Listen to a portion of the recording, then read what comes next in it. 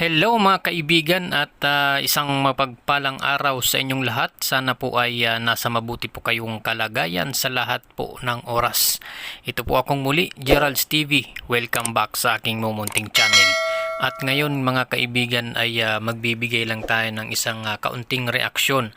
At ito nga po ay patungkol dito kay Kalingap Jomar at kay Kalingap Ian na kung saan napagkamalan ni Rina na mga kidnapper ang dalawang ito matapos sunduin sa school ng dalawa niyang kuya, no, na si Kalingap Ian at Kalingap Jomar. So syempre bago natin umpisan yan at ipagpatuloy ang ating video ay kung bago ka pa lamang po dito sa ating channel ay pakibisita po ang mga channel ni Kalingap Rab, Kuya Bal Santos Matubang, at Edna Vlogs, at syempre yung pangalawang channel po ni Kalingap Rab na Rab Matubang Vlogs, no, ay bisitahin niyo po at suportahan din natin, no, mga kaibigan, ang kanyang channel.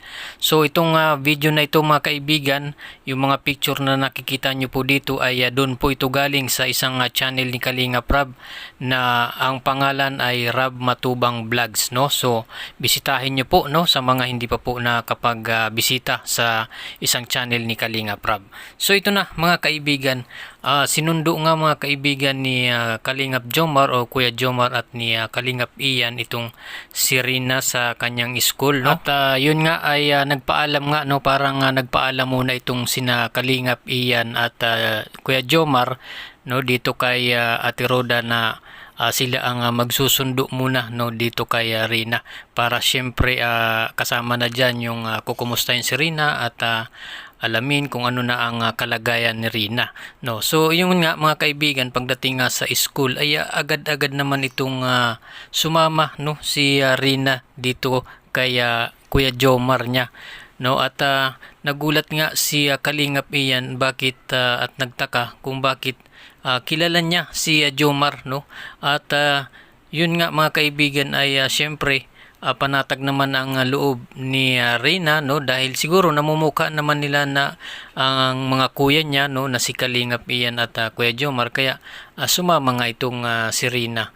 At yun nga, shortcut tayo mga kaibigan, pagdating nga doon sa bahay, no, nila Ate Roda ay bigla na itong umiyak or napaiyak si Rina. At tinanong nga, no, ni Ate Roda itong si Rina kung bakit biglang umiyak.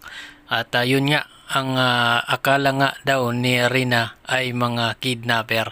So nakakatuwa mga kaibigan, no, dahil ibang-iba na talaga si Rina, no, dahil laki ng improvement talaga, no, ni Rina, nakakatuwa. So ito, panoorin po natin ang isang maiksing video clip, no, mula sa channel ni Rab Matubang Vlogs. Oh, lumabas na rin siya sa gate. Nagtaka ko, nakilala ko, lumabas sa gate eh. Hindi naman yung basta-basta malabas si Rina kung hindi ako nakilala. So yun, hanggang sa yun. Kapangalan pala ni Kuya Jomar mo, yung sundo. Kaya pala ako nagtataka. Alam niyo na si Kuya Jomar. Kami, yung itsura namin, tandaan mo na yung itsura na mukha namin. Kasi mga kuya mo din kami. Ha? Kuya Jomar, nagsad ka pa di kanino? Ano, nasad ka? Kinabahan ka? Wawa man. Wag na iyak ka. Wag na mag-iyak. Mga kuya mo man kami. Hindi ka na? O nakauwi ka pala dito kay Mama Roda mo, oh. Anong naisip mo? Ano naisip mo kanina? Kala mo kikidnapin? Ayun nga mga kaibigan ay umiyak nga ito si Rina pagdating sa bahay ni Ate Roda dahil ang akala niya ay mga kidnapper itong mga kuya niya. So ang maganda dito mga kaibigan, no, ay talagang nandoon na yung maliwanag na po mga kaibigan na itong ating prinsesa ay talagang magaling na dahil maliwanag na po ang kanyang pag-iisip, kumbaga, no, ay kumbaga ay nakakaintindi na talaga itong si Rina, kaya talagang good news nga ito mga kaibigan dahil yun nga ang laki na po ng improvement ni Rina No, hindi tulad noon na parang pag ginausap mo ay hindi nga ito sumasagot. No, kapag kinakausap nila Kalinga Prab ay hindi nga ito sumasagot at laging tahimik lang. Pero ngayon ang dami na pong alam, no? Marami na po siyang nalalaman. Alam niya na kung sino yung mga taong nasa paligid niya, kung ito ba ay mali or tama, ano, ay nandoon na po yung kanyang pagdududa, no, sa mga tao.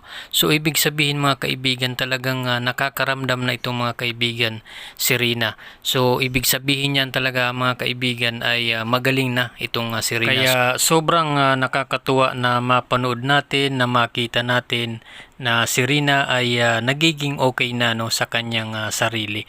So yun lang mga kaibigan, no, ay patuloy lang po nating suportahan ang Team Kalingap, no, na talaga namang marami pong natutulungang mga tao na katulad nga nito ni Rina, no, ay talagang nandyan ang Kalingap para tumulong at wala pong anumang hinihinging kapalit, no, sa kanilang pagtulong. So yun, tuloy-tuloy lang po ang ating pagsuporta, no, sa Kalingap, lalong-lalo na kina Kalingap Rab, Kuya Bal Santos Matubang, Ate Edna Vlogs, kay Roda Mix Vlog, kay Kalingap Ian Ramirez, kay Kuya Jomar, at syempre lahat po ng buong Team Kalingap ay suportahan po natin. So hanggang dito na lang po mga kaibigan ng ating maiksing reaksyon.